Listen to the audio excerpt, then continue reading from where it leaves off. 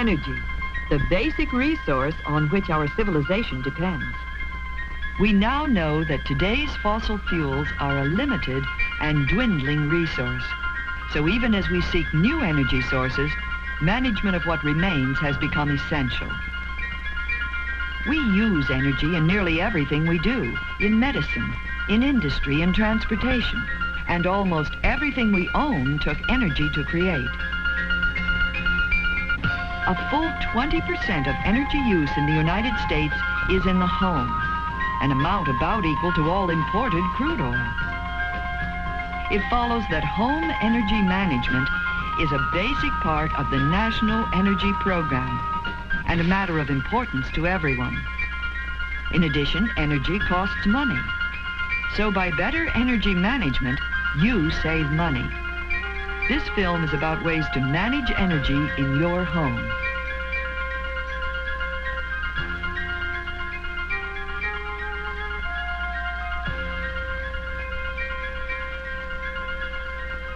It's helpful to think of the home as a container of energy. Energy in the form of heated or cooled air. Part of managing this energy is keeping it from leaking away. This energy-sensitive infrared film shows the heat leaks in this home. Red and yellow places let energy escape. Blue and green do not. When the shutter rolls up, more energy dribbles away. When it comes down, heat is retained. These heat leaks are a major way in which energy can be wasted in heating or cooling your home. One of the best ways for the homeowner to combat rising fuel costs and to conserve energy is to install adequate insulation.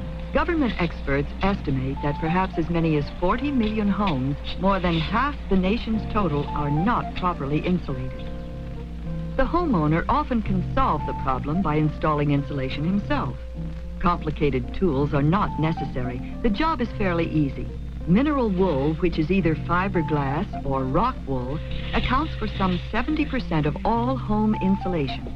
Mineral wool, better described as mineral fiber, comes as blankets, long rolls of insulation, as bats, which are pre-cut lengths, or as loose fill, used for blowing into floors or in walls by contractors, or pouring into attic floors.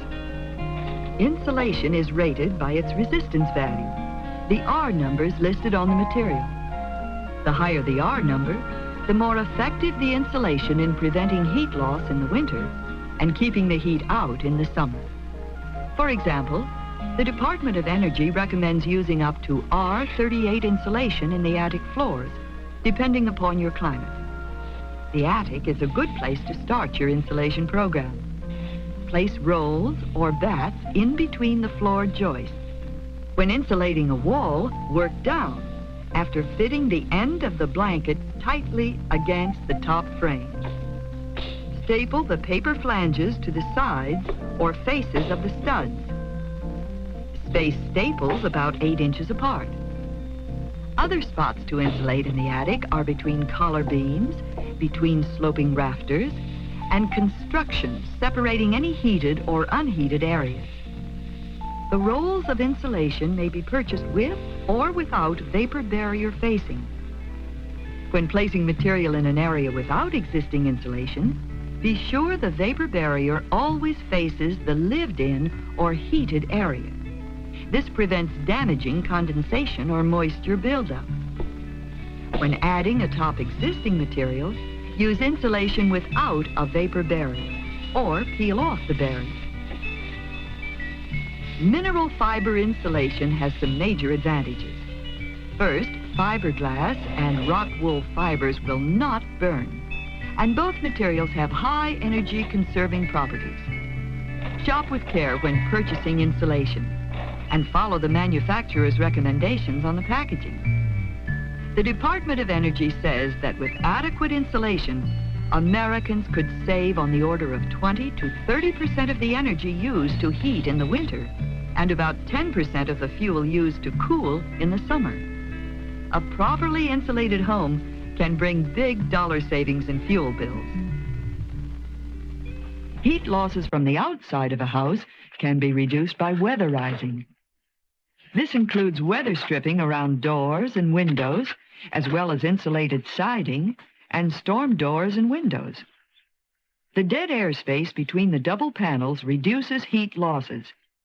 If your house is air-conditioned, keeping storm windows on improves energy management in winter and summer. In addition, in summer, window shades should be closed on the south and west sides to reduce the sun's heating effects. Awnings further reduce summer heating. Heat can also be lost through gaps and spaces. Caulking such leaks is a simple way to cut your losses. Keeping doors and storm doors closed as much as possible also holds hot or cool air inside. Energy is also wasted on unused rooms.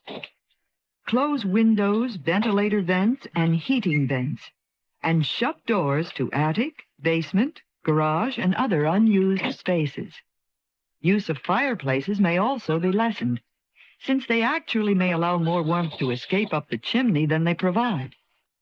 When not used, the damper should be tightly closed. Home energy management also includes a second principle: making best use of home heating and cooling equipment. Thermostats should be located away from doors and windows and heat sources like lamps. Settings should be moderate, as low as 65 degrees in winter, as high as 80 degrees for hot summer days. Check that radiators, baseboards, and other heat distribution units are working correctly and are unobstructed. They should not be blocked by furniture. Shift drapes and other objects that might otherwise soak up heat. In winter, raising window shades allows the sun's rays and heat to enter, reducing heating needs. To reduce home water heater bills, this device should be switched off during vacations and otherwise kept at moderate settings.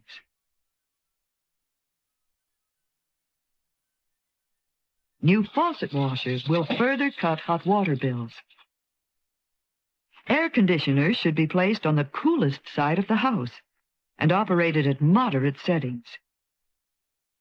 Insulating the gaps in the window frame from which cool air escapes also increases their efficiency, as does use of a humidifier. A clean dust filter and timer will also cut costs. A third area of energy management includes energy-using appliances. They should all be purchased on the basis of total life cycle cost. For some appliances, like this microwave oven, wattage ratings are included. For others, charts give expected energy costs at current rates. The kitchen is one place that energy can be saved in many ways. One key is to use each appliance in the most efficient manner. The refrigerator door should be kept closed, keeping the cold in. The longer the door is open, the more energy will be needed to bring down the temperature again. Instead, plan to take out everything you need at once, then close the door immediately. Frost in the freezer costs energy. The answer is regular defrosting. The outside condenser coils should also be cleaned every 6 months. As with other appliances, moderate settings are in order. Door seal tightness can be checked with a plastic card.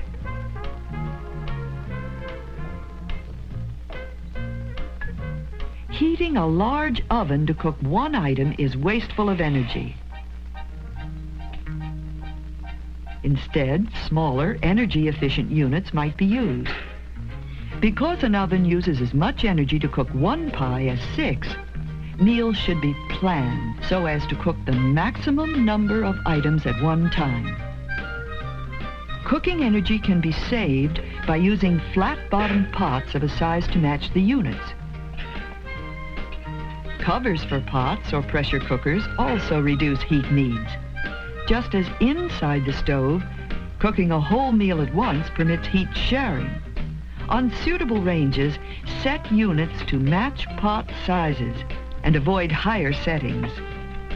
If you cook with gas, check that the flame burns with a clear blue flame. If not, something may be clogging the burner outlets. If cleaning doesn't improve the color, call a service person. In using the dishwasher, full loads minimize the cleaning cost per dish. Certain models allow you to shut off the drying heater elements, permitting the dishes to drip dry. Home lighting costs can be reduced in several ways.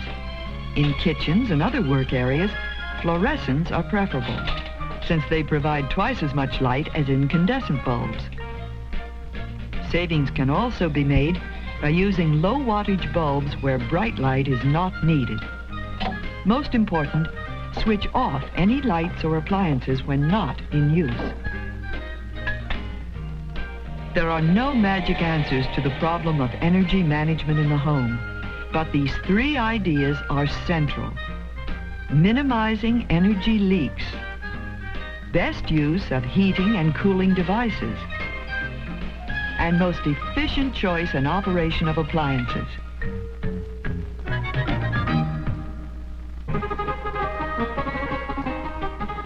Our society runs on energy.